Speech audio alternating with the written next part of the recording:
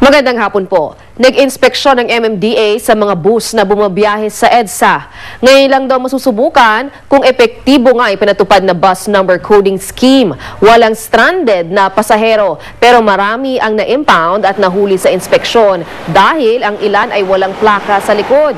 Kaya suspetsya ng MMDA ipinagagamit sa ibang bus na kabilang sa coding ang plaka para makabiyahe pa rin. Katwiran naman ng ibang driver, wala silang plaka dahil nahuli sila sa smoke belching violation. Pinamamadali naman ng MMDA ang listahan ng bus companies na nagtigil pasada noong Lunes. Isusumiti raw nila ito sa LTFRB. Balita naman sa Amerika, matapos ang check-up ni Manny Pacquiao sa Los Angeles, California kahapon, natuloy ang kanyang concert sa Nevada. Idinaos ito sa Lake Tahoe. Ayon sa organizers nito, sold out ang tickets ng concert. Bago nito ay naabutan ng GMA News ang pag-practice ni Manny.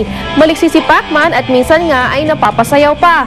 Pero mapapansin pa rin na napapahawak siya sa kanyang tagiliran.